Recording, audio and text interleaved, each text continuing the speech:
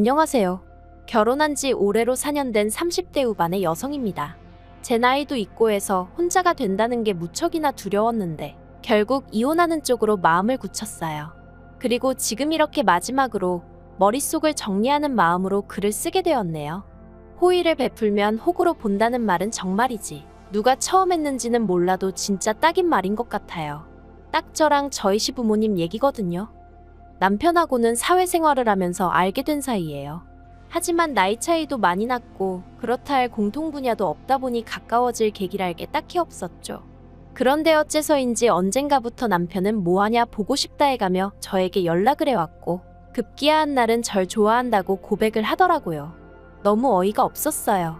아무리 연상연하 커플이 유행이라지만 그게 제 이야기가 될 줄은 꿈에도 상상을 못했으니까요. 아무튼 처음에 저는 남편의 고백을 단칼에 거절했습니다. 그런데 남편은 쉽게 포기하지 않대요. 이후로도 거의 2년 가까운 시간 동안 한 번만 기회를 달라며 저에게 매달렸거든요. 그리고 남편의 한결같은 그리고 무조건적인 애정 공세에 저는 결국 마음의 문을 열게 되었죠. 남편의 조건은 제가 평소에 가지고 있던 제 나름의 기준에 미치지 못했지만 크게 개의치 않았습니다.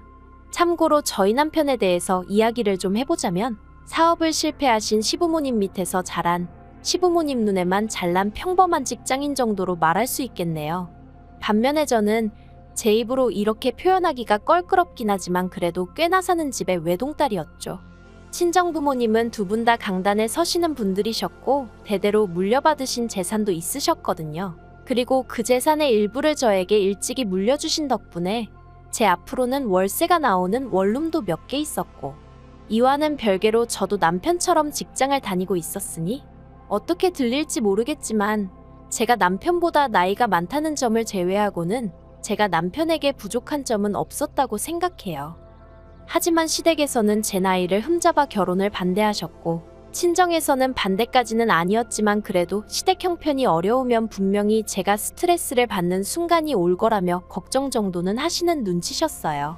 하지만 어째서인지 시댁의 반대는 오래가지 않았습니다. 나중에 알고 보니 남편이 제가 가진 재산이라던가 그런 걸 시부모님에게 죄다 말씀을 드렸었다네요.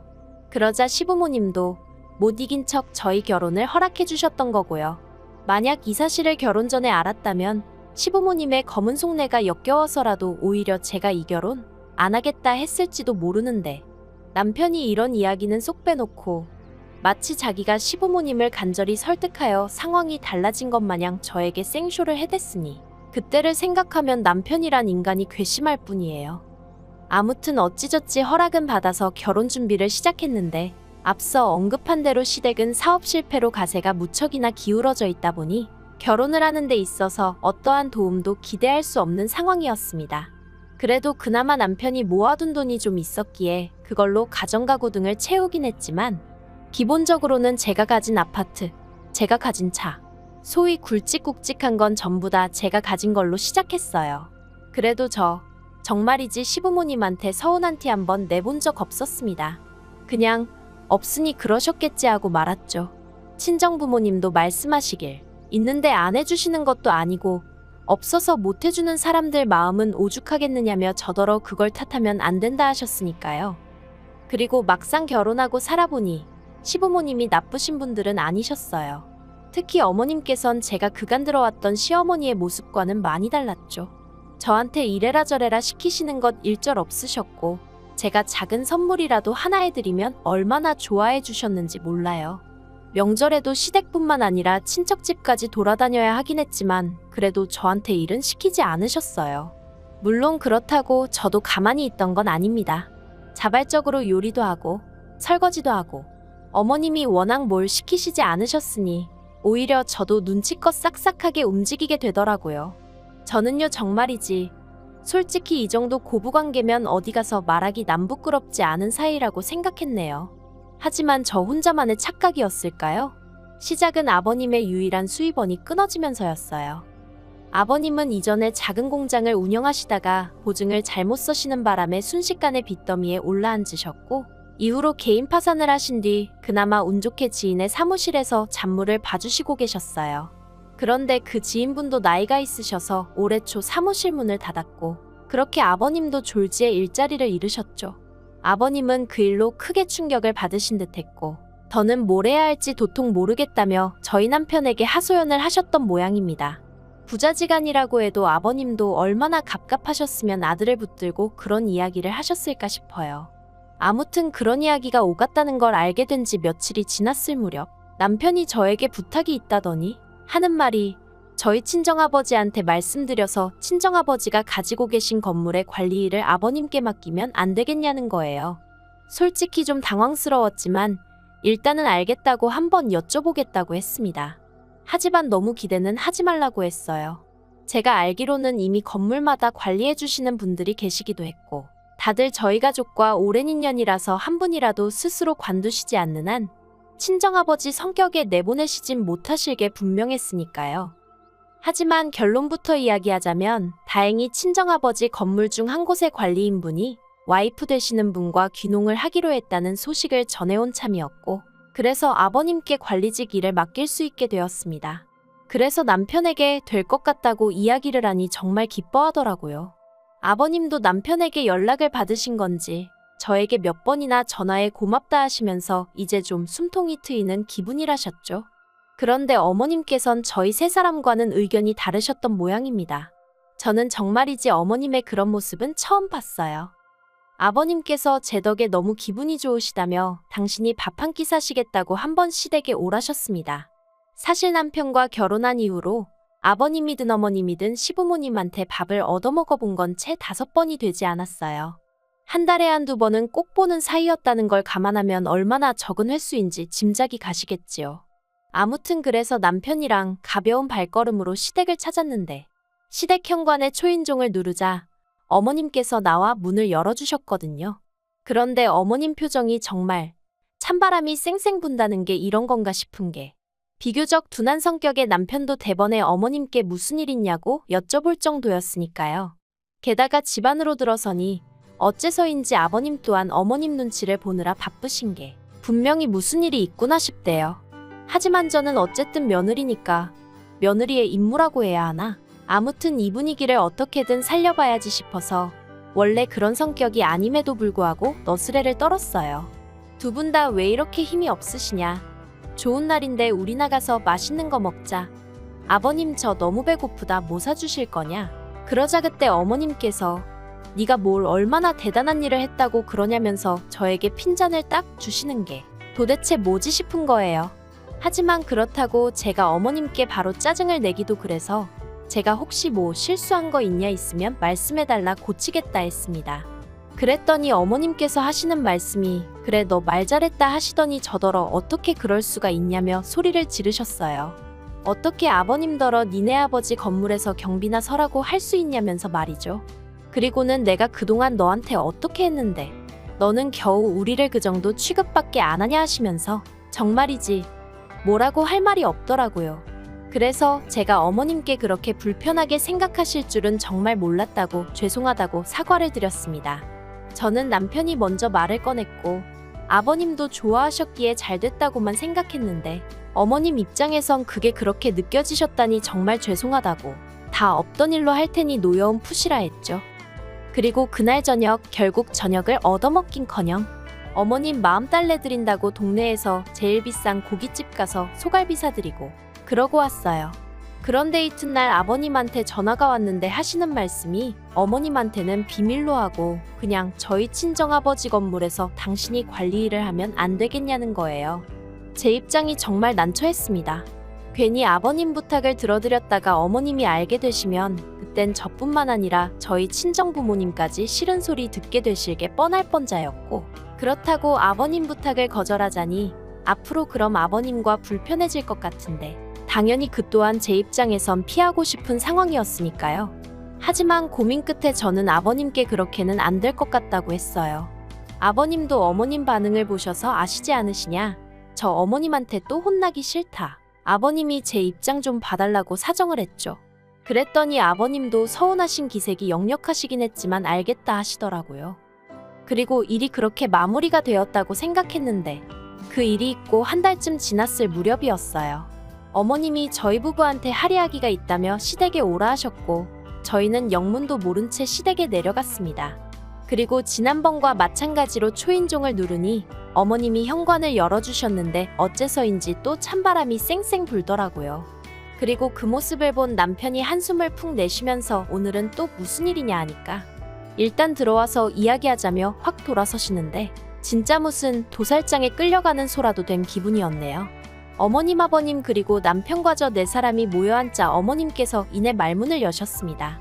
그리고 시작은 저희한테, 특히 저한테 너무 서운하다시는 거였어요. 도대체 영문을 알 수가 없었죠.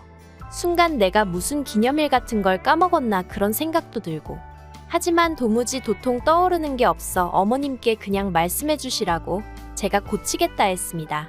그랬더니 어머님이 대뜸 너는 네 시부모가 어떻게 먹고 사는지 걱정도 안 되니? 그러시는 거예요.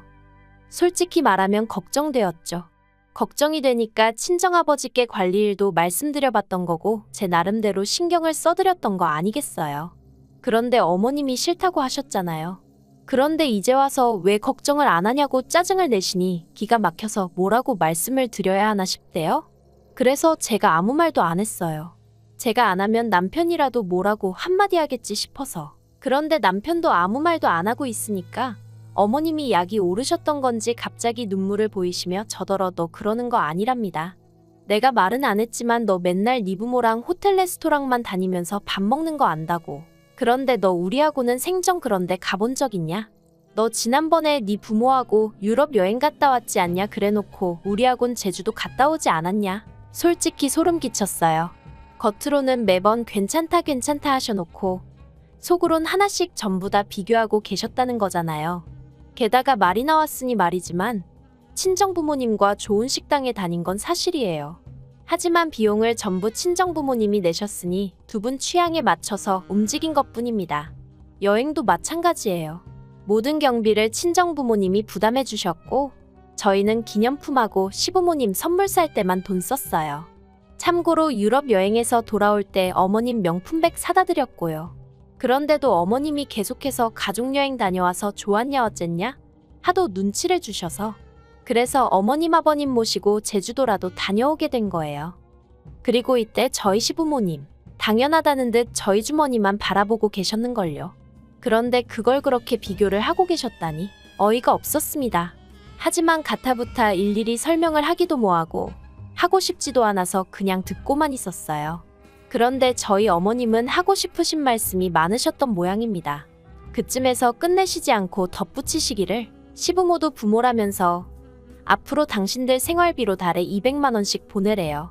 저희 친정부모님이 만약 이런 상황이면 모른 척 했겠냐고. 아니 네가 200만 원만 주고 말았겠냐면서 정말이지 더는 안 되겠다 싶어서 결국 한마디 했습니다.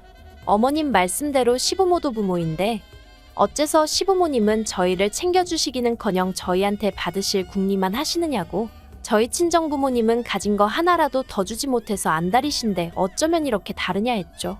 그랬더니 어머님이 적어보라고 그동안 잘해준 거 하나 소용없다면서 저더러 이제껏 속으로 그딴 생각이나 하고 있었으니 저런 말이 나오는 거라며 생사람을 잡으시더라고요. 더는 대화를 해봤자 말이 통할 것 같지 않아 자리에서 먼저 일어났습니다. 그리고 남편에게 어머님 아버님하고 대화 잘 나누고 오라고 한마디 하고 먼저 돌아서서 나오는데 남편이 쫓아나오더라고요.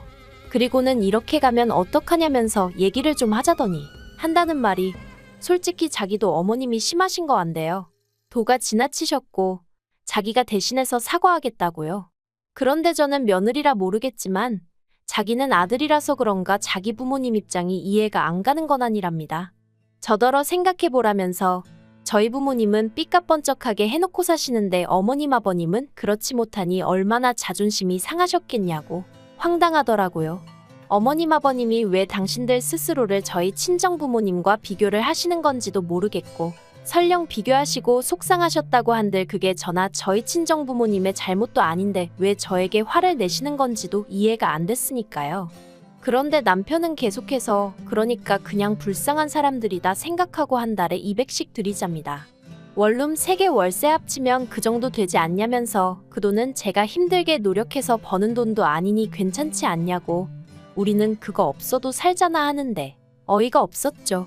그래서 싫다고 했어요. 이러나 저러나 친정부모님이 나 여유있게 마음 편히 지내라고 주신 건데 그렇게는 못 드린다 했습니다. 그리고 당장 우리 친정부모님도 아직 현역에서 일하고 계시는데 아버님 어머님은 왜 못하시냐. 두 분도 뭐든 찾아서 하시라고 해라. 두 분이 버셔도 부족하면 내가 그때 가서 생각은 해보겠다. 하지만 아무것도 안 하고 계시면서 무턱대고 나한테 생활비를 달라 하니 당신이 듣기에도 억지스럽지 않냐. 그러자 남편 얼굴색이 울그락불그락 하더니 저한테 정말 너무하대요. 자기가 이렇게까지 자존심 버리고 부탁을 하는데 그러면 좀 못 이긴 척 드릴 수 있는 거 아니냐면서 저더러 돈이라면 환장을 한 거냐고. 세상엔 돈보다 중요한 게 많다나요? 그리고는 자기가 어떻게든 어머님 아버님한테 제 이야기를 잘해주려고 했는데 미워서 그러기 싫답니다. 이참에 어머님 아버님한테 점수가 왕창 깎였을 텐데 저더러 알아서 하래요. 이제 어머님이 시집살이 시키셔도 자기는 제 편도 안 들어줄 거고 저희 친정부모님한테도 싹싹하게 안 하겠답니다. 제가 먼저 양가부모님을 차별하니까 자기도 저희 친정부모님하고 시부모님을 달리 대하겠다나요? 그래서 그러라 했어요. 그럴 거면 사위는 뭐하러 하냐? 나는 뭐하러 니네 집 며느리하고. 이참에 다 때려치자고 했죠. 그리곤 열받아서 혼자 차 끌고 집에 왔습니다. 그리고 정말 어이없게도 남편이 집에 안 들어왔어요. 회사에 출근은 했는지 어쨌는지 모르겠지만 아무튼 4일이란 시간 동안 집을 비웠죠.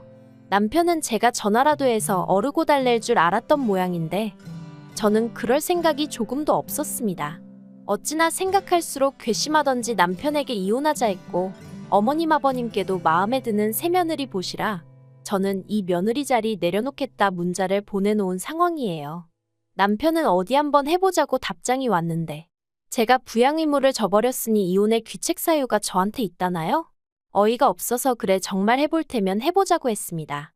그렇게 자기 부모 안쓰러우면 지가 투잡스리잡을 뛰어서라도 생활비 대드리던가 왜 남의 부모님 재산으로 자기 부모 뱃속을 채우려 드는지 진짜 생각할수록 심보도 그런 심보가 없다 싶네요. 긴 이야기 들어주셔서 감사합니다. 오늘의 사연은 여기까지입니다. 구독과 좋아요, 알람 설정해주시면 앞으로 더 좋은 사연으로 찾아오겠습니다. 감사합니다. 안녕하세요. 매일 새로운 사연을 전하는 읽어주는 사연 라디오입니다. 구독과 좋아요, 많은 공유 부탁드립니다. 오늘의 사연 시작하겠습니다. 안녕하세요. 남편과 이혼을 결심하고 현재 혼자 나와 살고 있는 30대 여성입니다.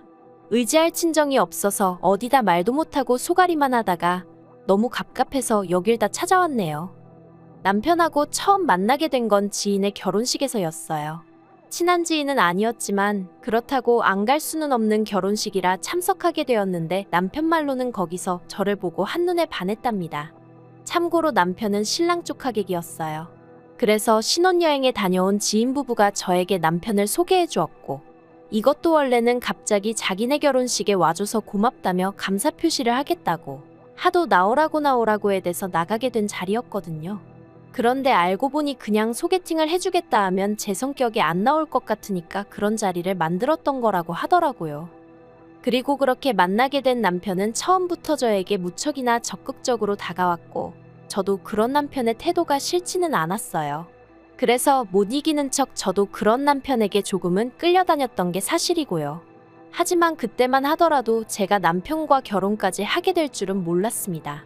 솔직히 제가 남편보다 이것저것 부족한 부분이 많았거든요.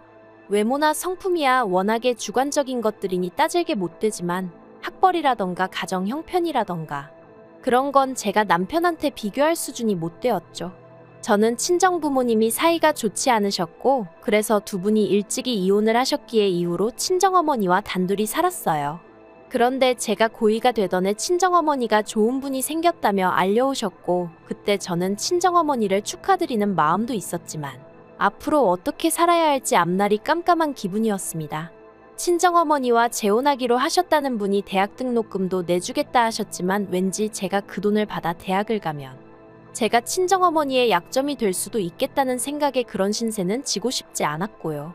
그래서 고등학교를 졸업하자마자 전 독립을 했고 이 과정에서 독립하는데 보태라고 친정어머니한테 1,000만 원 받은 게 전부입니다. 그리고 지금도 친정어머니가 원망스럽다던가 그런 건 없어요. 친정부모님이 이혼하신 이후로 아버지란 사람은 죽었는지 살았는지 소식 한번 제대로 전한 적이 없었고 단돈 1,000원이라도 저희 모녀에게 보낸 적이 없어서 친정어머니가 고생을 정말 많이 하셨거든요. 그러니 늦게나마 찾으신 행복을 오래오래 지켜나가셨으면 하는 마음뿐이에요. 아무튼 그렇게 집에서 나와 그때부턴 닥치는 대로 아르바이트를 했어요. 지금 생각하면 정말 어린 나이였는데 오로지 돈을 모으겠다는 생각으로 또래 학생들이 하지 않는 건물 청소까지 해가며 정말이지 하루에 아르바이트 3-4개는 기본이었어요. 빚도 한 줌 들어오지 않는 지하방에 살면서 말이죠. 그리고 그렇게 한 5년쯤 사니까 그래도 돈이 제법 모였거든요. 그래서 그 돈에 대출을 받아서 아파트를 샀어요. 왜 아파트를 샀냐고 하면 친정어머니랑 살 때는 빚이 들어오긴 했지만 늘 반지하였거든요. 그래서 언젠가부턴 해가 왕창 들어오는 집에 살고 싶단 생각을 하게 되었죠. 그리고 돈이 생겼으니 그 꿈을 이룬 거고요. 하지만 남편과 연애를 시작했을 때도 저는 여전히 아르바이트를 전전하고 있었고 그래서 대기업은 아니어도 당당히 정규직 달고 회사 다니는 남편이 제 눈엔 저보단 훨씬 잘난 사람으로 보였던 게 사실이에요. 그래서 남편이 저에게 프로포즈를 해왔을 때도 선뜻 좋다고 말하지 못했었고요. 하지만 이때도 남편이 처음 저에게 다가올 때처럼 적극적으로 밀어붙였고 저는 못 이기는 척 따라가면서 결국 부부의 영까지 맺게 되었습니다. 사실 시부모님께서는 아니나 다를까 저를 그다지 탐탁치 않아 하셨어요. 말씀하시길 남편이 장남이라 금이아오기야 키워놨더니 어디서 수준에도 안 맞는 여자를 데려왔다고요. 하지만 그래도 시까지 올리고 나니까 두 분도 어쩔 수 없다고 생각하셨는지 이후로더는 적어도 제 면전에다 대고 모욕을 주시진 않대요. 그리고 저는 어리석게도 이것만으로도 시부모님께 감사한 마음을 갖는 지경이었고요. 한편 제가 결혼한 지 1년 만에 아버님께서 지인분에게 크게 사기를 당하셨어요. 1억을 투자하면 이자로 2천을, 2억을 투자하면 이자로 5천을 준다는 누가 들어도 말도 안 되는 허무맹랑한 사업이었는데 그걸 아버님께서 철석같이 믿으시곤 어머님과 사시던 아파트까지 담보로 잡아 무려 4억을 갖다 바치셨던 거죠. 그리고 저나 남편이 이 일을 알게 된 건 두 분 사시는 아파트가 경매로 넘어간다는 통지서가 날라오면서였습니다. 시부모님께선 집이 경매로 넘어간다는 건 상상도 못하고 계셨기에 그 서류가 뭘 의미하는지 모르겠다며 남편에게 보여주셨고 그렇게 온 집안이 난리가 났어요. 완전히 뒤집어졌죠. 그리고 결국 정말 두 분의 집이 경매로 넘어가면서 두 분이 오갈 데가 없어지셨어요. 그러자 당시 저희 부부는 제가 결혼 전 마련했던 아파트에서 살고 있었는데 남편이 시부모님을 모셔오면 안 되겠냐고 하더라고요. 솔직히 내키지 않았고 난처했고 거절하고 싶은 마음뿐이었습니다. 하지만 그랬다간 지금처럼 남편과 잘 살 수 있을까 하는 걱정과 우려가 들어서 결국 자의반타의반으로 그러자 할 수밖에 없었네요. 지독하게 외롭게 악바리처럼 살았던 20대의 생활을 죽어도 반복하고 싶지 않기도 했고요. 시부모님이 저희 집에 들어오시던 날이 지금도 생생하게 기억이 나요. 제가 대궐 같은 집에 두 분을 모시게 된 것은 아니었지만 두 분도 아파트가 제 아파트라는 건 잘 알고 계셨던 만큼 저에게 고마워하실 줄 알았습니다. 솔직히 네, 고맙다 다니덕이다 그런 말 한 번쯤은 들어보고 싶었어요. 수준에도 안 맞는 며느리, 내 아들이 좋다니까 어쩔 수 없이 받아들였지. 우리나 되니까 이 정도 혼수해도 괜찮다 하는 거지. 이런 반응 말고 우리 며느리가 최고다 우리 며느리 아니었으면 어쩔 뻔했냐. 정말이지 딱 한 번만 들어보고 싶었거든요. 그런데 그렇지가 않았습니다. 남편 돈은 1원 한 푼 안 들어간 정말 제 피땀으로 이루어진 아파트였는데 그걸 시부모님께선 아들 잘 둔 덕이라고 말씀하시더라고요.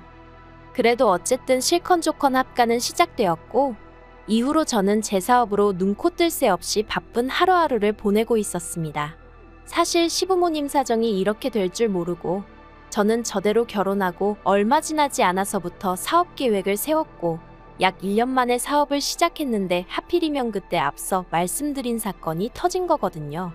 타이밍이 참으로 기가 막혔죠. 만약 그때 제가 조금이라도 늦게 사업을 시작했었더라면 솔직히 제가 그나마 사업 자금으로 모아뒀던 돈 전부 아버님 어머님 대출 갚아드리는데 뺏겼을지도 모르겠다 싶거든요. 아무튼 어머님께선 시부모를 모시고 사는 며느리가 집에 착실히 붙어있지 못하고 밖으로만 돈다며 영 못마땅한 기색을 감추지 못하셨지만 당시 시부모님은 생활비를 한 푼도 주지 않고 계셨으니 남편이 자기 외벌이로는 내 식구 먹고 살기 빠듯해서 안 된다. 그나마 이 사람이 벌어오니까 지금 이 생활이 가능한 거다 하고 제 편을 들어주어 계속해서 사업을 이어갈 수 있었죠.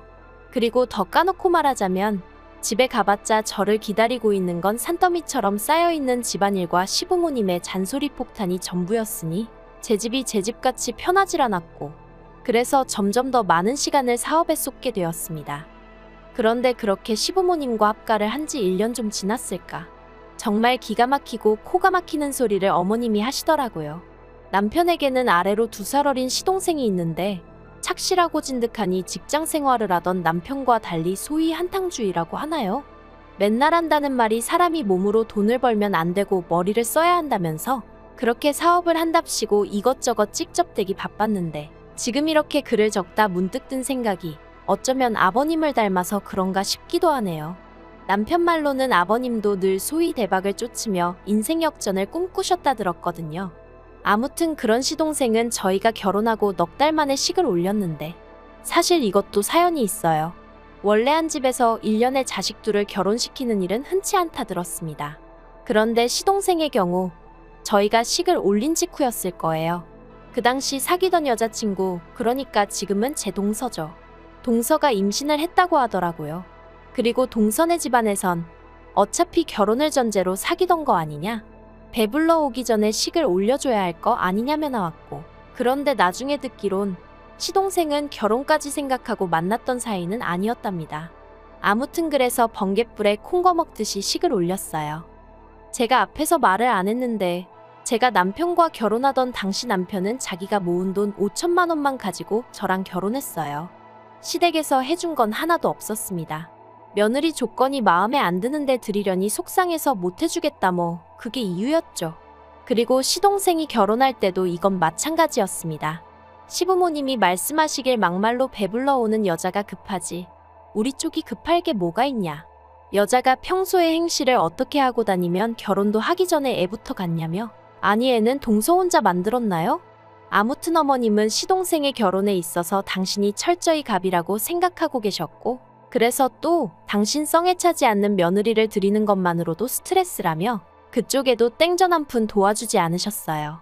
그런데 웃긴 건 그래도 체면치레는 해야겠다 싶으셨는지 저희더러한 1,000만 원만 해주라고 그러시는 거예요. 그리고 바보 같은 남편이 1,000만 원은 무리지만 어느 정도는 해주겠다며 500 해주대요. 이때도 저 솔직히 마음에 안 들었지만 별말 안 했어요. 제가 언니 오빠 동생이 없다 보니 남편 마음을 이해 못하는 거 아닌가 하고 어떻게든 제 자신에게서 이유를 찾아보려고 했죠. 그런데 저는 정말 이 정도면 할 만큼 했다고 생각하거든요. 저는 시댁으로부터 뭐 하나 받은 거 없었지만 시동생 장가 간다고 돈 줘. 어머님 아버님 집 경매 넘어갔다고 모시고 살아. 그 모시고 사는 집도 내가 마련한 아파트지. 저보다 잘난 며느리들도 많겠지만 제가 그렇게 못난 며느리란 생각도 안 들었어요. 그런데 사람 욕심이 끝이 없다더니 지금으로부터 3달 전인가 시동생이 또 사업을 말아먹었다는 얘기가 들려왔습니다. 마지막이라며 동선의 부모님 그러니까 그쪽 처가에서 돈까지 갖다 썼다고 들었는데 말 그대로 쫄딱 말아먹었다네요. 그래서 결국 그 처가에 들어가 살고 있다고요. 그런데 시동생이 시부모님하고 저희 남편한테 자기들도 저희 집에 들어와 살면 안 되겠냐고 그랬던 모양입니다. 처가에서 눈치 보여 못 살겠다며 저희 남편더러 방 한 칸만 내어달라고 했다나요? 34평짜리 아파트에 방이 3개니 이론상으론 시부모님 저희 부부 시동생 내 부부 살면 살지 못 살 건 없었죠. 하지만 생각할수록 너무 스트레스더라고요. 게다가 저를 정말 언짢게 한 건 어머님의 태도였습니다. 이렇게 돼서 걔네가 들어와서 살게 됐으니 그런 줄 알아라 하시는데 집주인은 저인데 왜 저한테 통보식으로 말씀하시는 건지 어이가 없더라고요. 그래서 저도 오기가 나서 싫다고 안 된다고 했어요. 어머님 아버님과 같이 사는 것도 솔직히 편하지 않다. 그런데 어떻게 시동생네까지 같이 살라고 하시는 거냐. 그랬더니 어머님께선 내가 너 집안일을 시키냐. 네가 그렇다고 집에 붙어있기를 하냐. 어차피 낮에는 빈집이나 마찬가지인데 뭐가 문제냐. 들어오게 할 거다 하고 막 나오시는 거예요. 아니 제가 제 집에 오래 안 있는다고 해서 아무나 들어오게 해서 살라고 해야 하나요? 그리고 어머님 말씀대로 몇 시간 집에 붙어있지도 못하는데 그때만이라도 제발 좀 편하게 쉬고 싶은데 헤드는 집에서 살고 싶어서 정말 있는 돈 없는 돈에 대출까지 받아 마련한 아파트였어요. 제 명의로 되어 있단 이유로 대출도 오롯이 혼자 갚고 있었고요.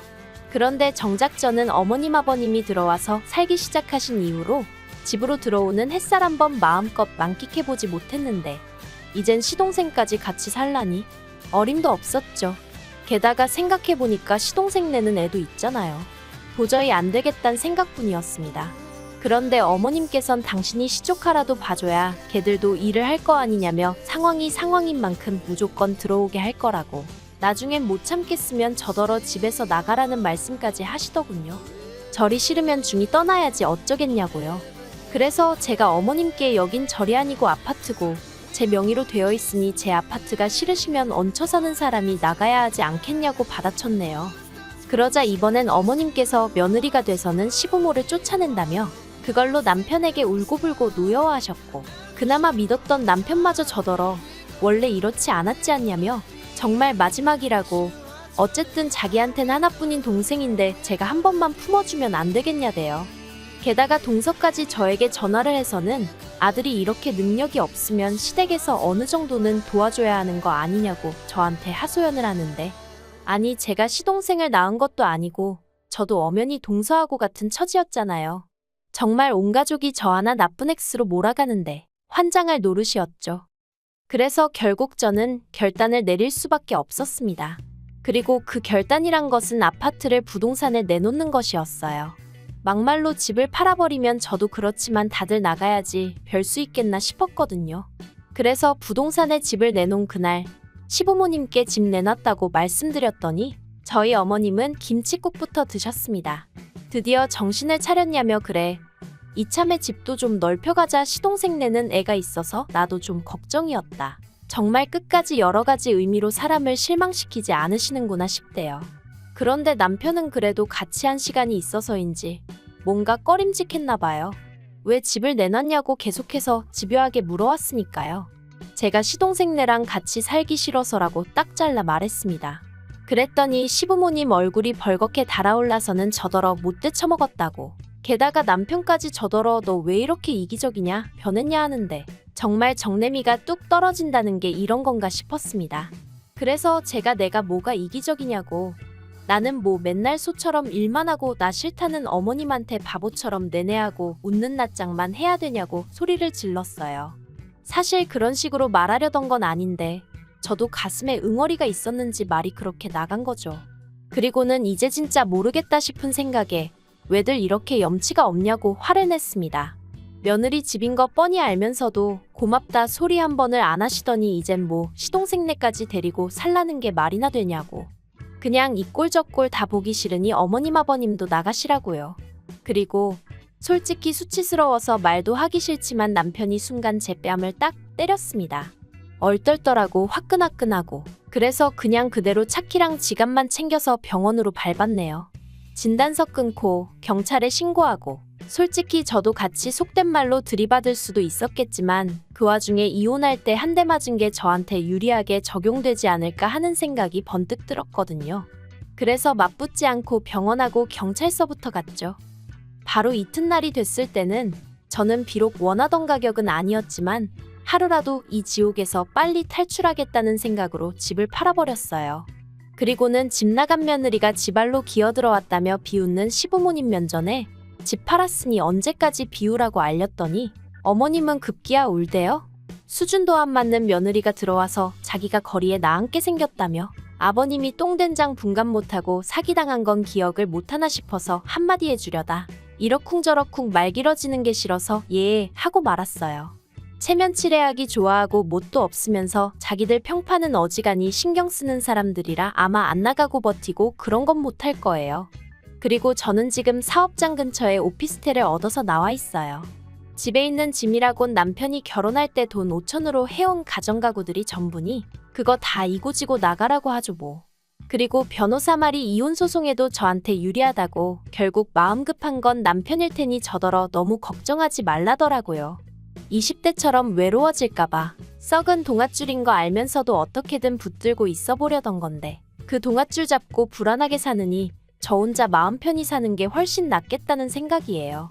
빨리 모든 게 정리되어 햇볕 잘 드는 집에서 새 출발하고 싶네요. 긴 이야기 들어주셔서 감사합니다. 오늘의 사연은 여기까지입니다. 구독과 좋아요, 알람 설정해주시면 앞으로 더 좋은 사연으로 찾아오겠습니다. 감사합니다. 안녕하세요. 매일 새로운 사연을 전하는 읽어주는 사연 라디오입니다. 구독과 좋아요, 많은 공유 부탁드립니다. 오늘의 사연 시작하겠습니다. 안녕하세요. 결혼한 지 올해로 3년 차인 30대 여성입니다. 사랑만 있으면 그게 뭐가 됐든 극복할 수 있다는 어리석은 생각으로 남편과 결혼했어요. 그러니 한마디로 제 팔자 제가 꼬았지요. 그런데도 불구하고 여기 와서 이렇게 하소연을 하는 건 이마저도 하지 않으면 제가 정말 제명에 못 살 것 같아서요. 남편이 폭력적이고 무책임한 모습을 보일 때마다 그래도 내 남편이니까 내가 이해해줘야지, 내가 보듬어줘야지 정말 도 닦는 마음으로 참았거든요. 그런데 이제 더는 안 되겠어요. 36살이란 제 나이가 이미 늦었다고 모든 걸 단념하고 살기엔 너무 아깝다는 생각도 들고요. 남편하고는 사회생활을 하다 알게 된 사이예요. 당시 저는 의류회사를 다니고 있었고 남편은 거래처 직원이었죠.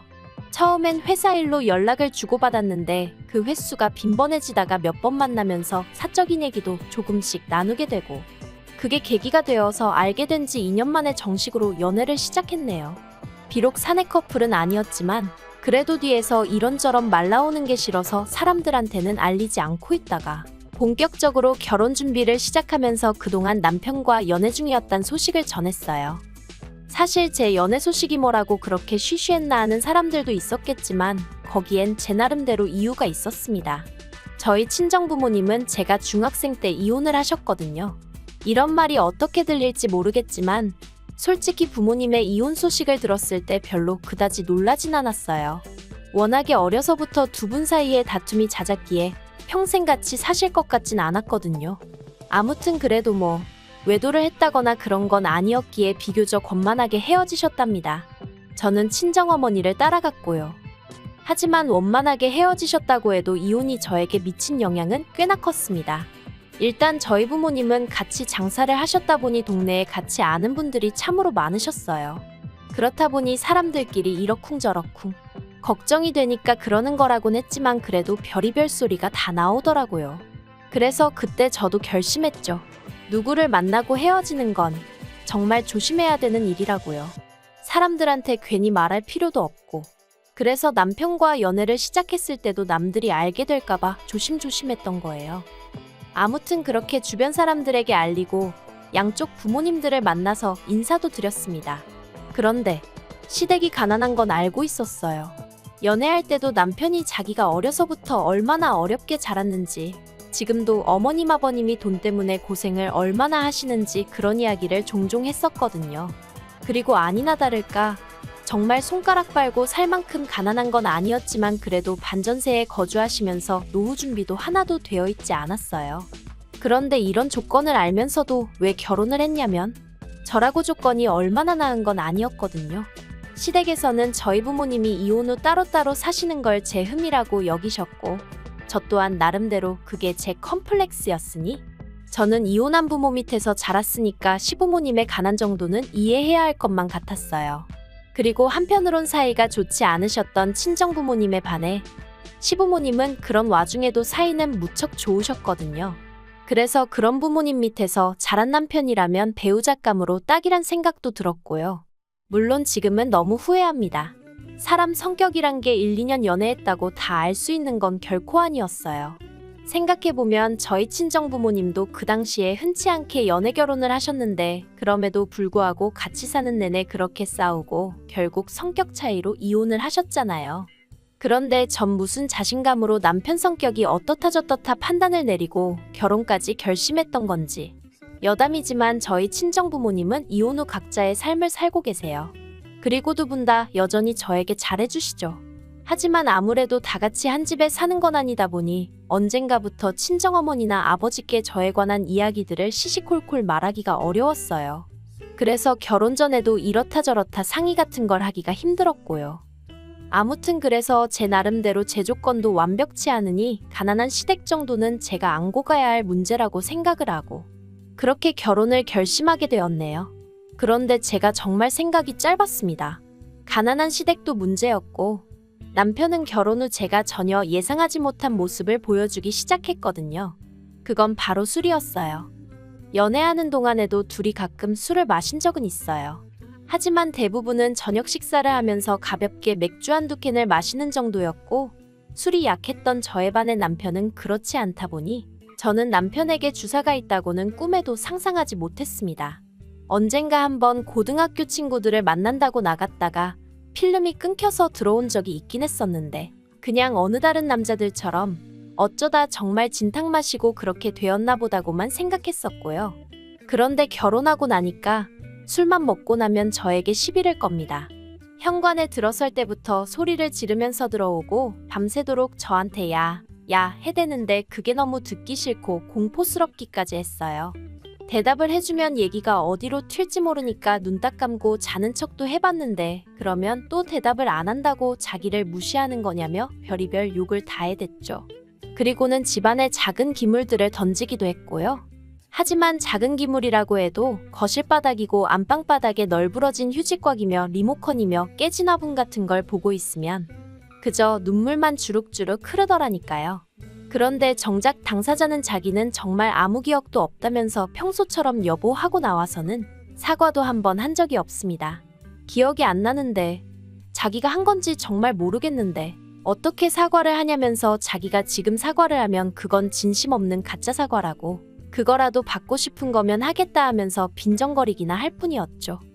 그래도 바보 같은 저는 참고 살려고 했어요. 막말로 저를 때리는 것도 아니고 집안을 때려부시는 것도 아닌데 어떻게든 술을 덜 마시게 하면 상황이 나아지겠지라고 지금 생각해보면 말도 안 되는 소리지만 나름대로 그게 해결책이 돼줄 거라고 생각했어요. 그래서 남편이 술약속이 잡히고 그럴 때면 어떻게든 빨리 들어오게 하려고 가진 술을 다 쓰기도 했는데 결론은 별로 소용은 없더라고요. 나중엔 아예 제 전화를 받지를 않았으니까요. 하지만 그래도 어떻게든 품고 살려고 했어요. 친정부모님도 이혼을 하셨는데 저까지 이혼을 한다고 하면 그래도 친정부모님 두 분 다 얼마나 속상해 하실까 하는 걱정도 되었고 말하기 좋아하는 사람들이 얼마나 신이 나서 떠들까 싶은 게 그런 건 이제 겪기 싫었죠. 그래서 어떻게든 제가 내린 결정을 책임지려고 했어요. 그런데 이젠 못하겠습니다. 주사 문제도 힘들어 죽겠는데 돈 문제까지 얽혀버렸거든요. 결혼 당시 시댁으로부터 받은 도움은 전혀 없어요. 반면에 친정에선 그래도 친정어머니가 3천, 친정아버지가 1,000만 원 해주셨죠. 그런데 이를 알고 시부모님께서 기껏 하신 말씀이 남편이 저보다 연봉이 높지 않냐 이거였는데 그래요. 연봉 자체만 놓고 말하자면 어머님 아버님 말씀대로 남편이 저보다 잘 벌었어요. 하지만 그러면 뭘 하나요? 주식이니 술이니 이래저래 저한테 주기도 전에 까먹는 돈이 얼마나 많았는데 그래도 저 별말 안 했습니다. 결혼 전에 약속한 생활비가 있었는데 그래도 그건 꼬박꼬박 가져다 주니까 그 외에는 남편이 어떻게 쓰던지 말던지 저도 신경 쓰기 싫고 머리 아프기 싫어서 말 안 했어요. 그리고 말이 나왔으니 말이지만 해주신 거 없다고 부모가 아닌 건 아닌데 그래도 가까이 산다는 이유로 그리고 이제 자식이 결혼까지 했으니 당신들도 남들처럼 효도 좀 받아봐야겠다는 말씀을 하시며 시도 때도 없이 저희를 불러대셨거든요. 점심 먹자, 저녁 먹자, 어디 맛집 가자, 영화 보러 가자. 그리고 그럴 때마다 돈은 의뢰껏 저희 부부가 냈고요. 그런데 어느 날 문득 제가 계산을 해보니까 그런 식으로 시부모님을 한 달에 적게는 5번 많게는 10번도 보더라고요. 그러니 그 돈이 얼마였겠어요. 그런데 저 친정부모님은 2년 동안 6번 배웠습니다. 친정부모님이 멀리 사시고 따로 사신다고 해도 차이가 너무 심하잖아요. 그러니까 정신이 탁 드는 게 그러다 올해 초 어떤 계기로 제가 새로운 도전을 꿈꾸게 되었어요. 그런데 원래 도전이라는 게 돈이 없으면 어렵잖아요. 그리고 저는 절대 은연중에라도 뭘 바라거나 그런 뜻은 없었는데 별 생각 없이 친정어머니랑 통화 중에 얘기를 한 거죠. 배워보고 싶은 게 있는데 돈이 제법 들 것 같다. 지나가는 말처럼요. 그랬더니 친정어머니가 그러면 엄마가 좀 보태줄게 하시길래 제가 괜찮다고 안 도와주셔도 된다고 아주 손사래를 쳤거든요. 그런데 이튿날 친정어머니가 제 계좌로 2천만 원이랑 큰돈을 보내셨습니다. 이 돈이 어디서 났냐 하니까 어디서 나긴 엄마가 벌었지 하시는데 문득 이혼 후 혼자 고생하시던 친정어머니 모습이 생각나서 감정이 북받치더라고요. 그래서 이 돈은 절대 못 받는다 못 쓴다 했는데 괜찮다고 그냥 받으라며 꼭 뭘 배우는데 쓰지 않더라도 비상금으로 가지고 있으라셨어요. 아무리 가정주부라고 하더라도 얼마 정도는 주머니에 가지고 있어야 하는 법이라면서요.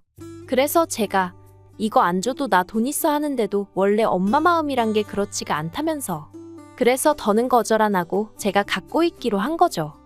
그런데 그런 일이 있고 얼마 지나지 않아 남편이 회사에서 사고를 치고 왔습니다. 남편이 회사 동료들하고 술 딱 한 잔만 하고 온다길래 그러라 한 게 화근이었죠. 새벽 2시 3시가 돼도 집에 안 오더니 경찰에서 연락이 왔어요. 사실 필름이 끊기는 일은 있었어도 저를 괴롭히긴 했어도 어떻게든 기어서라도 집에는 들어오던 인간이었거든요. 그런데 경찰에서 연락이 왔으니 얼마나 제가 놀랐겠어요. 그래서 불이 나게 경찰서로 쫓아갔더니 세상에 남편이 자기 동료를 팼더라고요. 이게 다 무슨 일이냐, 어떻게 된 거냐 하니까 얻어맞았다는 동료가 하는 말이 술버릇이 진짜 개같다면서 실적 문제 가지고 얘기가 나오니까 자기더러 부장이랑 잤냐 어쨌냐에 대더니 대뜸 자기 가방을 패대기를 쳐가지고 그 안에 있는 노트북이랑 뭐 이것저것 다 망가졌다는 거예요. 그러면서 이거 그냥 안 넘어갈 거라는데 일단은 제가 할 수 있는 게 뭐가 있었겠어요. 계속해서 죄송하다 죄송하다 머리만 조아렸죠. 그리고 어떻게 해서 집에 데리고 오기는 했는데 이건 진짜 왼수도 이런 왼수가 없다 싶은 게 속 터져 죽겠더라고요. 하지만 여기까지 했으면 됐다. 나머지는 남편이 알아서 하게 내버려둘 심산이었습니다. 자기도 술 처먹고 사고를 치면 어떤 후폭풍이 오는지 알아야 할 거 아닌가 싶어서요. 그런데 바로 다음날 회사에 출근은 했는데 이제 회사에서도 난리가 났나 봐요.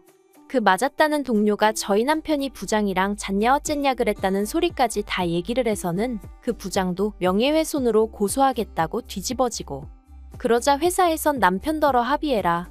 합의하면 회사에서 내보내진 않겠다 그렇게 나오더랍니다. 남편이 그 이야기를 저한테 하면서 아주 징징거리고 쥐어짜대는데 솔직히 제 기분이요? 뭐 어쩌라고였어요. 내가 너 그렇게 술 처먹고 다닐 때 알아봤다 이거였죠. 그런데 남편이 합의해야 할 거 아니냐면서 저더러 돈 좀 달랍니다. 어이가 없어서. 그런데 저라고 여기까지 생각 못한 건 아니었거든요. 물론 회사 사람을 상대로 이런 일이 있을 줄은 몰랐지만 아무튼 그래서 제가 돈이 어딨냐, 당신 그간 나 생활비라고 얼마 떼주고 나머지론 다 뭐했냐, 당신이 알아서 해라 했습니다. 그랬더니 대번에 하는 말이 장모님이 돈 주신 거 있지 않냐는 거예요. 그건 어떻게 알았냐니까 그냥 어쩌다 제 통장 내역을 봤다면서 얼버무리는데 어이가 없어서.